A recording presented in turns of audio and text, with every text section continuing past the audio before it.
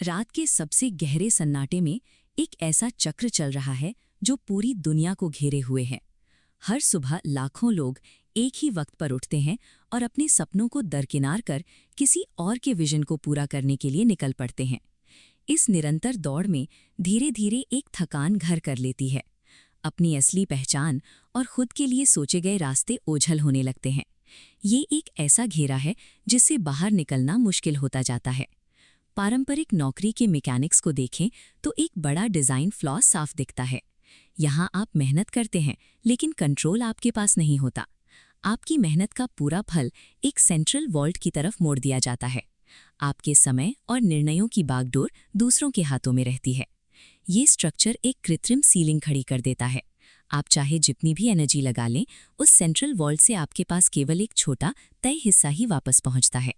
यहाँ आपकी आय आपके समय से बंधी है, जो ग्रोथ को एक स्थिर लकीर में बदल देती है। ये मौजूदा ढांचा अपने मकसद में पूरी तरह सफल है। इसे बनाया ही इसलिए गया है ताकि काम करने वाले लोग सिस्टम के ओनर बनने के बजाय उसके भीतर एक सीमित हिस्से के रूप में बने रहें। आरव ने इस सिस्टम को गहराई से ऑब्जर्व किया। उसे समझ आया कि दुनिया सिस्टम फॉलो करने वालों और सिस्टम बनाने वालों के बीच बंटी हुई है। इतिहास हमेशा उन लोगों को याद रखता है जो नए ढांचे खड़ा करते हैं। उसने तय रिवॉर्ड या सैलरी के बजाय सिस्टम पर कंट्रोल की ताकत को समझा। एक तय तनख्वाह की सीमा गणितीय रूप से उस आज़ादी का मुकाबला नहीं कर सकती जो खुद का स्ट्रक्चर बनाने से मिलती है। आज़ादी की शुरुआत नौकरी छोड़ने से नहीं, बल्कि काम के प्रति अपने नज़रिए को रीवायर करने से होती है। असली बदलाव तब आता है जब आप खुद को एक कर्मचारी के बजाय एक आर्किटेक्ट की तरह देखना शुरू करते हैं। आरव ने अपनी ऊर्जा उन जगहों पर केंद्रित की जहां सिस्टम में कमियां थीं। जब आप किसी बड़ी समस्या को बारीकी से देखते हैं तो उसी समस्या के ढांचे में समाधान की चाबी छिपी होती है। उसने एक ऐसे मॉडल की कल्पना की जहां काम करने वाले लोग केवल इंस्ट्रक्शंस फॉलो करने वाले वर्कर नहीं, बल्कि उस इकोसिस्टम के ऑटोनमस स्टेक होल्डर्स हों। एक सफल बिजनेस आइडिया किसी फिजिकल प्रोडक्ट से पहले एक नए लेंस की तरह जन्म लेता है। ये लेंस इंसानी क्षमता को इस्तेमाल करने का एक नया तरीका दिखाता है। उसने पुराने पिरामिड को हटाकर एक ऐसा डिजिटल इकोसिस्टम तैयार किया जहां हर नोड सीधे दूसरे नोड से जुड़ा था। पहला नियम, डायरेक्ट रिवॉर्ड। हर प्रयास से पैदा वैल्यू बिना बिचौलिए के सीधे बनाने वाले तक पहुंचती है। दूसरा नियम, पूर्ण स्वायत्तता। यहाँ कोई बॉस नहीं है, हर व्यक्ति अपने काम का लीडर और सिस्टम का भागीदार है। तीसरा नियम, इनकम और समय का संबंध तोड़ना। जब कमाई घंटों के बजाय वैल्यू पर निर्भर हो तो ग्रोथ की सीमाएं खत्म हो जाती हैं। इस आर्किटेक्चर ने दैनिक काम को केवल जीवन जीने के साधन से बदलकर अनंत सृजन के एक इंजन में तब्दील कर दिया।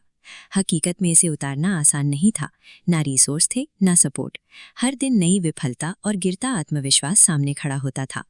आरव ने अपनी सहनशक्ति बनाए रखने के लिए एक मनोवैज्ञानिक तकनीक अपनाई। उसने अपने विजन को इतना विशाल कर दिया कि उसके सामने खड़ी तात्कालिक मुश्किलें छोटी लगने लगीं। शुरुआती दौर में लचीलापन किसी बाहरी वाहवाही से नहीं, बल्कि अपने एंड गोल की स्पष्टता से आता है। जब मंजिल साफ दिखती है तभी रास्ते के पत्थर छोटे लगते हैं। शुरुआत कुछ लोगों से हुई। जब पहले कुछ यूजर्स ने देखा कि उनकी मेहनत का 100% हिस्सा सीधे उनके पास आ रहा है और उनकी ग्रोथ पर कोई ऊपरी कैप नहीं है, तो सिस्टम की उपयोगिता साबित हो गई। इस प्रत्यक्ष प्रमाण ने एक चेन रिएक्शन शुरू किया। हजारों लोग जुड़े, फिर लाखों। ये डिजिटल ढांचा तेजी से वैश्विक स्तर पर फैलने लगा क्योंकि इसके इंसेंटिव्स लोगों के हित में थे। जैसे जैसे नेटवर्क बढ़ा, इसके प्रतिभागियों की मानसिकता में बदलाव आया। वे अब केवल जीवित रहने के लिए संघर्ष नहीं कर रहे थे, बल्कि एक बड़े सिस्टम में वैल्यू ऐड कर रहे थे। आरव की सबसे बड़ी उपलब्धि ये सॉफ्टवेयर नहीं था, बल्कि लाखों लोगों को उस मानसिक कैद से आज़ाद करना था जो उन्हें सालों से सीमित रखे हुए थे। ये कहानी साबित करती है कि कोई भी बड़ा निर्माण बाहरी दुनिया में होने से बहुत पहले बनाने वाले के मन में पूरा हो चुका होता है। बड़ी शुरुआत के लिए किसी भारी निवेश या खास कनेक्शन की जरूरत नहीं होती। असली बाधा केवल एक आंतरिक चुनाव है। वो चुनाव है कंफर्ट को छोड़ने और एक औसत जीवन के ढांचे को पूरी तरह ठुकरा देने का।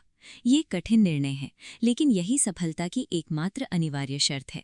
जब कोई व्यक्ति अपने भीतर के डर पर पूरी तरह जीत हासिल कर लेता है, तो बाहर की दुनिया खुद ब खुद उस नए संकल्प के सांचे में ढलने लगती है।